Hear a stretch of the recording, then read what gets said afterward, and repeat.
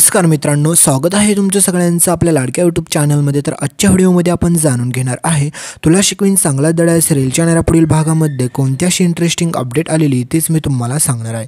त्याच्यामुळे व्हिडिओ शेवटपर्यंत बघा। व्हिडिओ नसेल व्हिडिओ लाईक करा आणि चॅनलला सबस्क्राइब करून सोबतचं बेल नोटिफिकेशन ऑन करायला विसरू नका। तर मित्रांनो, अक्षराने चक्क आता भुवनेश्वरीची केली बोलती बंद। तर नेमकं काय घडतं चला संपूर्ण अपडेट जाणून घेऊया। तर मित्रांनो, अधिपती, अक्षरा आणि आजी आता या सगळ्यांचा प्लॅनिंग मात्र भुवनेश्वरी समोर आलेला असतो। कारण की मित्रांनो, अक्षरा ही गुपचूप रात्रीचं अधिपती आणि आजीचे क्लास घेत असते हे तुमच्या सगळ्यांना माहीतच आहे। कारण की त्यांना शिकवणी देखील करत असते।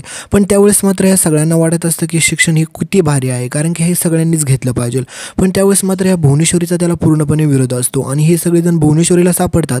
त्यावेळेस मात्र भुवनेश्वरी अक्षराला जाब विचारते आणि म्हणते की तुमची हिंमत कशी झाली येथे शिक्षण घेण्याची आणि कोणामुळे हे सगळं काही केलं। त्यावेळेस मात्र अक्षरा काही देखील बोलत नसते। अक्षरा पूर्णपणे घाबरून गेलेली असते, तिला कळतच नसतं की काय बोलावं। तर अधिपती देखील म्हणत असतात की आईसाहेब तसं काही देखील नाही। पण त्यावेळेस मात्र ही भुवनेश्वरी म्हणते की तुम्ही काही देखील बोलायचं नाही, कारण की हे सगळं कोणी केलेलं आहे मला चांगलंच माहिती आहे आणि तुमचं यामध्ये काही देखील चूक नाही अधिपती। त्याच्यामुळे तुम्ही काही बोलू नका। तुम्हाला काही इथे थांबायचं असेल तर थांबा, नाही तिथून बाहेर जावा।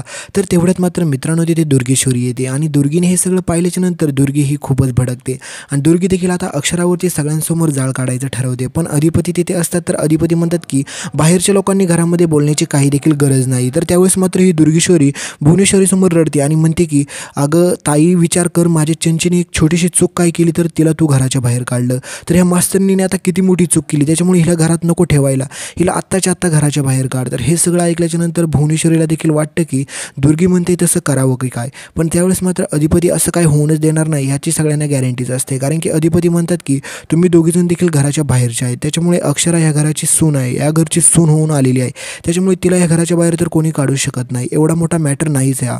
तर त्यावेळेस मात्र आता अधिपतींच्या बाबांना देखील अक्षराला काहीतरी द्यायचं असतं, कारण की एक डायरी असते आणि ती डायरी देण्याचा ते खूप प्रयत्न करत असतात। परंतु त्यांच्यापर्यंत ती डायरी अजूनपर्यंत अक्षरापर्यंत पोहोचलेली नसते, कारण की त्यामध्ये ते काहीतरी लिहून देत असतात। तर त्याच्यानंतर आता मात्र ह्या अक्षराची भुवनेश्वरी चांगली शाळा घेत असते, पण तरी देखील अक्षरा आता मागे सरत नाही। कारण की भुवनेश्वरी म्हणते की या घरामध्ये शिक्षणाचा पूर्णपणे विरोध केला जातो, हे तुम्हाला माहीतच आहे ना, मग तुमची हिंमत कशी काय झाली ते शिक्षण घेण्याची।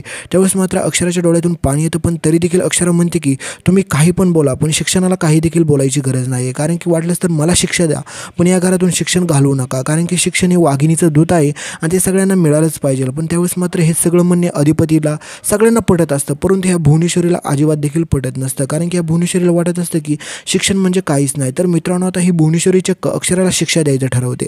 पण त्यावेळेस मात्र अधिपती म्हणतात की फक्त अक्षराला शिक्षा नाही झाली पाहिजे, कारण की त्यांच्यासोबत आम्ही देखील आहे, त्याच्यामुळे जी शिक्षा त्यांना होईल ती आम्हाला देखील झालीच पाहिजे। तर मित्रांनो, आता राहिला विषय अक्षराला घराच्या बाहेर काढायचा, तर अजून कोणाची हिंमतच नसते की तो अक्षराला घराच्या बाहेर काढेल। तर मित्रांनो, उलट आता अक्षराच भुवनेश्वरीची शाळा घेताना तुम्हाला काही दिवसानंतर दिसेल। त्यासाठी व्हिडिओला लाईक करा, चॅनलला सबस्क्राइब करा, सोबतचं बेल नोटिफिकेशन ऑन करायला विसरू नका। धन्यवाद।